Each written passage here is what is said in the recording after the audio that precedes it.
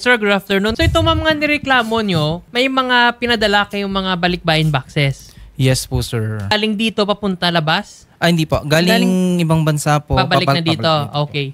Tapos, yung freight forwarder nyo, sino? Ito yung Makati Express Cargo. Yes po. Okay. Kung ilang buwan na po ba yung delay? Actually, sobrang delay na po, sir. Kasi doon sa tita ko na nagpadala, September 14 pa po na pick up sa branch nung pinagpadala niya. Okay. And then, until now, wala pa rin yung package. Pero doon sa tracking nila, naka-touch na dito sa Pilipinas noong January 8. So, ang tagal ng clearing. Ang sinasabi nila lagi tuwing papalo kami sa kanila, nasa custom, under clearing, and may inaayos daw na aberya or something na personal daw nila, ganun.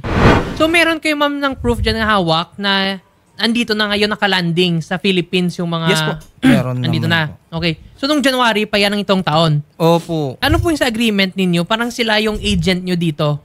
Yes po. Sila po talaga yung magdi-deliver po dapat. Door to door po. Kasi yun yung usapan po ng between sender papunta po dun sa Makati Cargo na sila po yung magdi-deliver door to door po dito sa Pilipinas. Yes po. Actually nagpa-follow kami, mantong na nga dun sa pumunta kami dun sa pinaka HQ nila or headquarter nila dito sa Cavite, tsaka yung main warehouse nila dito sa Cavite, kung saan dinadala yung mga Manila Luzon na cargo.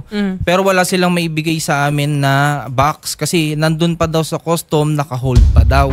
So basically, dapat meron ng extraordinary diligence kasi cargo forwarders la sa pag-handle ng goods. So pag may mga delays, so may prima facie evidence na sila yung negligent. So may breach of contract sila. So, they can be held liable dun sa goods nyo na value. At the same time, you can claim for damages.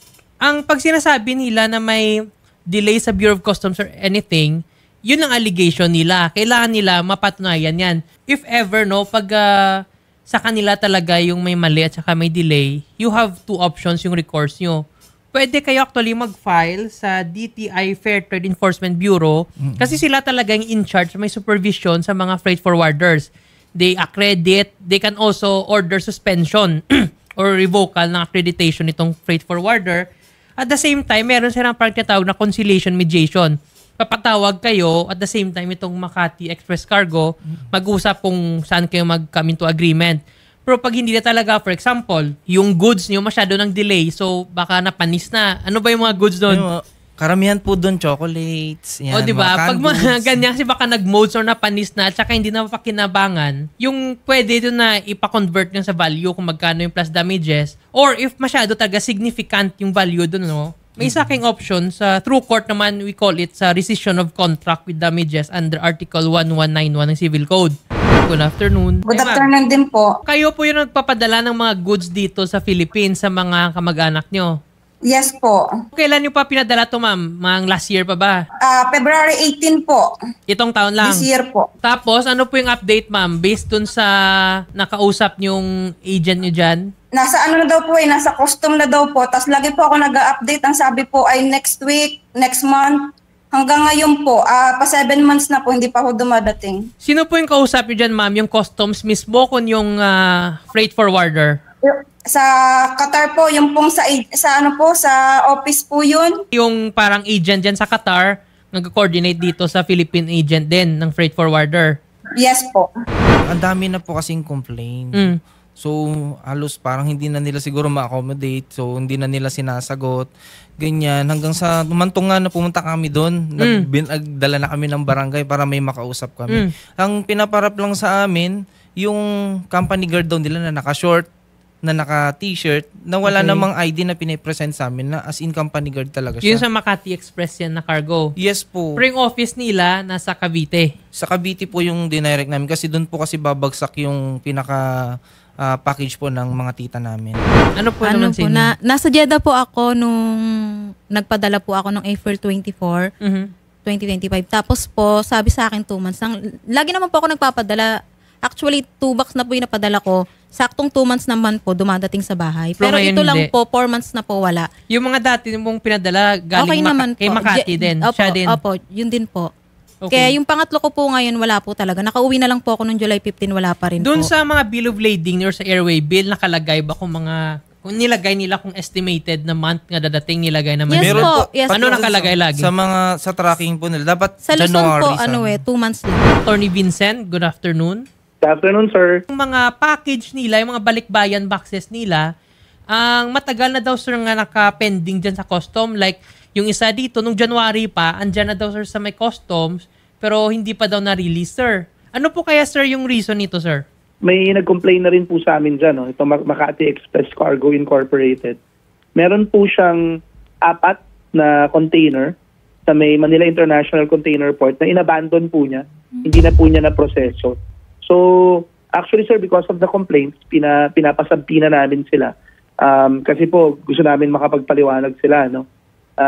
At the same time, sir, ito pong kumpanya na to, meron naman din pong container sa Port of Davao. Pero yung sa Port of Davao po, para po dun sa mga nakikinig po nating kababayan, no, na meron in-expect na container na shipment galing sa Port of Davao dito sa Makati Express, yun po nabayaran na po nila at na-release nila.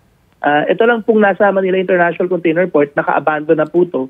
Kung hindi po nila ililift to, ang plano po ng Bureau of Customs, sir, i-tag na sa abandoned na to, i-donate namin sa DMW para po ang Department of Migrant Workers na po mamigay dun sa mga OFWs po na may-ari ng mga balikbayan box. If ever ba, sir, ano yung maging recourse nito, sir, ng mga, mga nagreklamo? Kasi kung maging abandon na, sir, yung mga cargo doon, tapos nakasama yung kanilang boxes doon, ang ano mangyari nun, sir, makuha pa ba nila yun, sir, o hindi na? Yes, sir. Kami na po ang gumagawa ng paraan, sir. Kasi ang nangyayari dito, sir, tulad nito, nangyayari dito sa Makati Express, ang paliwanag nila, pero we'll get an official statement from them. Yun daw pong matandang may-ari namatay at hindi alam paano patakbuhin ng mga anak. So namumroblema yung mga anak pagdating sa funding. Pagdating po sa ganyan at hindi na po nila kayang resolbahin yung kanilang pagbabayad ng buwis, pati po yung mga charges nila, no, sa ating mga private port operators na lumalaki po, no. Ang ginagawa po ng Bureau of Customs, tinatag po natin yan as abandoned na. Ipinoproseso po natin yung donation sa DMW.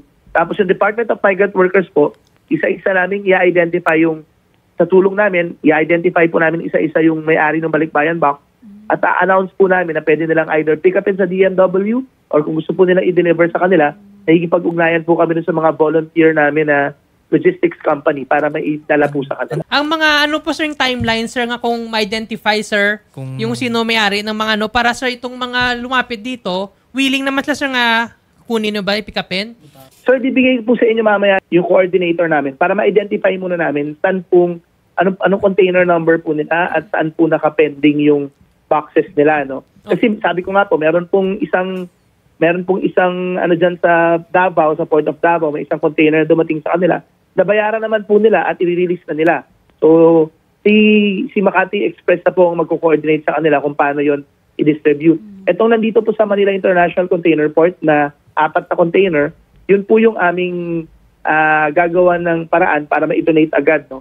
Ang timeline po dito usually takes about 15 days to 30 days para po matagas abandon, i-process po yung donation at ma-turn over po sa DMW. Pero magbibigay po ako ng contact person para po maibigay nila yung pangalan nila at makita namin kung nandun sa container na yon yung kanilang shipment po kasi may master BL naman pong ibinibigay yan sa amin.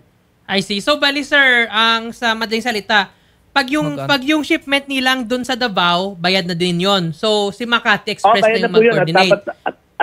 Dapat po mag-coordinate na si sa kanila yung Makati Express. Para pero pag delivery yung shipment nila, pag malamangan dito sa Manila, through DMW, sir, mag-coordinate na sa number na ibibigay nyo, tapos through DMW yung releasing. Opo, ang mangyayari po dyan, identify po namin, i-confirm namin kung talagang nandito na yan at partiyan ng mga balikbayan box na nandito sa Bureau of Customs. Hindi namin, sir, ma-raise to, sir, sa DTI FTEB, no, regarding, sir, sa accreditation nitong Makati Express. Kasi if proven talaga nga may lapses sila tsaka may negligence sa part nila, baka pwede masuspend yung license nila sakali. Dapat papasarado kami na din yan, po, sir, nag-iimbestiga na kami para ma-ban din sa amin dito kung talagang may violation sila. I see. Sir, Sir Vincent Marina, thank you very much, sir. Sige, sir, makipag-coordinate, sir, yung wanted register together sa complainants.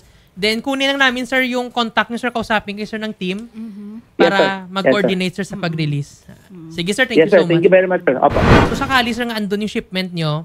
So, mayroon sa mga 15 to 30 days. So, basically, by the end of September, hopefully, makuha nyo na yung coordinate sa kanila. At the same time, sir, pwede natin, sir, mahabol din itong Makati Express.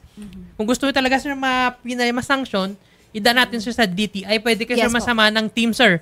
Ipa-DTI, FTEB natin sila para mapaimbestigahan yung kumpanya niyan. Tapos kung may mga violations talaga, sir, kasi yung mga balikbayan boxes, under talaga yun sa may consumer protection eh. So any mga loss damage, as I mentioned earlier, pwede kayo matulungan ng DTI, FTEB para maimbestigaran. Para kung may kasalanan sa sir, well, they can be suspended or makancel yung kanilang accreditation.